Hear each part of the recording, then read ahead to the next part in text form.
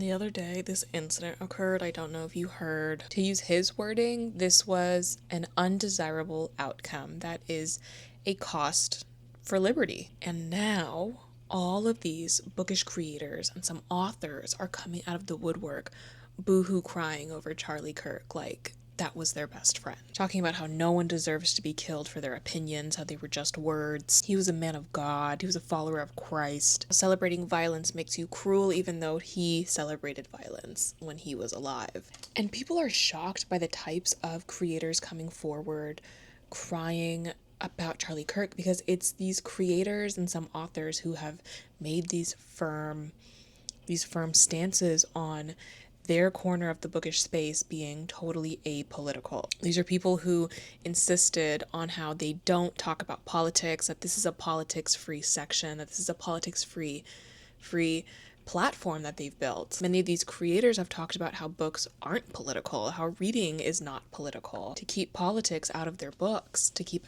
it out of the book space entirely. And so many people who insisted on their right to never speak about politics, never talk on politics, never to talk on racism or misogyny, never to talk on libraries being defunded or books being banned, broke their political silence to talk about Charlie Kirk. And this threw a lot of people off. Like, why would someone who's apolitical suddenly want to talk about politics over this man in particular? There's this lady on Threads really going at it, who's like making a list of authors who either did not mourn Charlie Kirk or just made a statement talking about how there are other people that they actually care for. A list of authors who just are not Charlie Kirk supporters, and is talking about how like we should collectively deplatform them. There's this Google document with just like hundreds of people on there. And here's the thing, I don't understand why people are confused by these people, because there are so many people online talking about how like they've had to unfollow some of their favorite creators over this, how they just like weren't expecting this from them. When here's the thing, anyone who has this large platform in an intrinsically political topic like books, like accessing books, like reading, and has come forward staunchly with a formal announcement that they are an apolitical page, that has always been in response to something. That has always been in response to a call to action, boycotts for racism, for Zionism, conversations surrounding the harmful depictions of marginalized groups, conversations from people talking about how they don't want to support Trump supporters, those announcements that they don't want to talk about politics, that they don't want politics in their section. That has always been a response to people more left-leaning calling out more conservative right-wing spaces within the general greater bookish space. These are responses to people telling them, informing them, pointing out that the books that they're platforming, the authors that they're platforming and promoting are incredibly harmful and dangerous, are incredibly bigoted, and use money that they're receiving from people buying their books to cause further harm. Like J.K. Rowling and her actively funding anti-trans organizations in England with the money that she makes off of Harry Potter. These are the same people who will completely rebuke any sort of criticisms of the depiction of certain groups, of certain races and ethnic groups and nationalities, of people within the queer community, of disabled people, who will see that people are pointing out the harm in some of these depictions and just say that they don't see it, that you're making it too deep. It was never that serious. It's just a book. It's just words. And I'm seeing that get thrown around a lot, that it's just words, that these things, that these books are just words. They can't hurt you. They're just words. Charlie Kirk was killed for just saying words. And like, no, it's not just words when it has real world impact, when it actively affects the way that you view other people, when it actively encourages people to be hateful towards certain people, when it actively encourages the changing of laws that impact real people. Language does have power, words have power. That's why also books have always been political.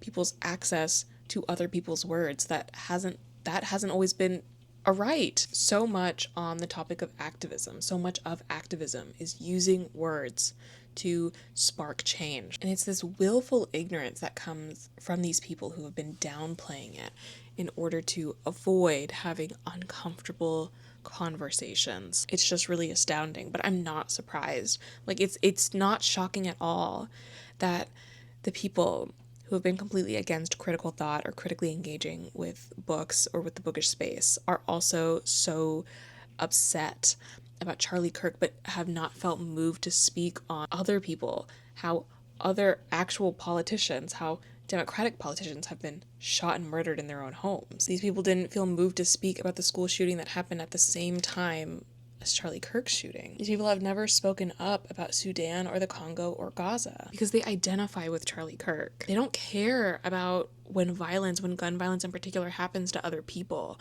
They really don't, because they don't identify with those people. Those people aren't relatable to them. They also often aren't knowledgeable that these are happening to other people because they choose not to educate themselves on things going on in the world around them. They choose not to learn about things that happen outside of their immediate community. If it didn't happen to them, it didn't happen at all, and they don't care. They truly don't care about anyone other than themselves.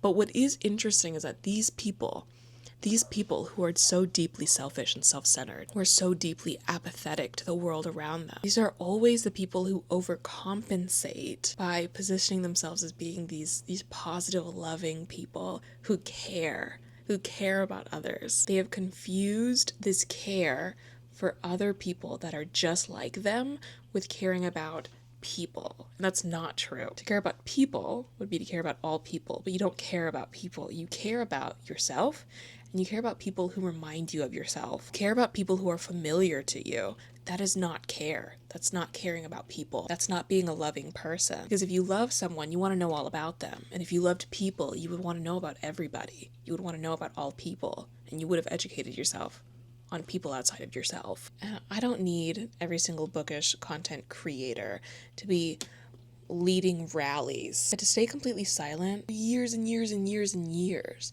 and to in fact only speak up about politics, to talk about how you never want to talk about politics, to break your silence now. That's something that's really telling. And the last time we saw a mass freakout like this, similar to this, was when Trump was elected, and so many bookish content creators and authors came forward and celebrated. They were very vocal about their celebration. These people who had been apolitical on their platforms until then, celebrating and then being surprised at the backlash and doubling down on their beliefs because they think they're being persecuted. That's what this reminds me of. But it's just, it's silly. It's very silly. Most apathetic, uncaring people you know are here to scold you about feelings and about how to be a better person, about how deeply unkind you are. I think it's amazing, actually. And it is always curious to see what these people do next, because anytime this happens, they either will delete the content at one point, not because they've changed their opinions, but because they don't want to deal with the comments anymore. Double down, they'll dig their feet into the sand, and they'll stand firmly on their beliefs, and they'll post more regularly about these beliefs because they are now emboldened, and they have this community that is rallying behind them about how they're totally right and that everyone else is just so cruel and evil. Or, which happens more often than not, they'll just go back to not talking about anything. They'll just talk about books, and they'll post a book haul, and it'll be like it never happened. It'll be like that one time they decided to be outspoken never happened at all, because they didn't even care that much about that.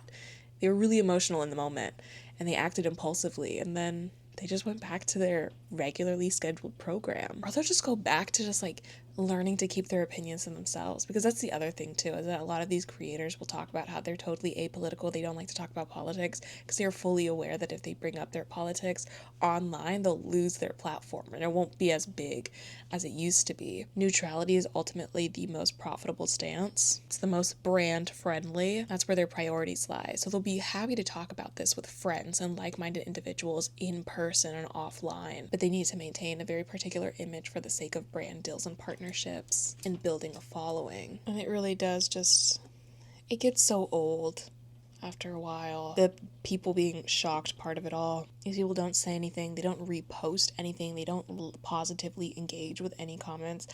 This should not have been a shock at all.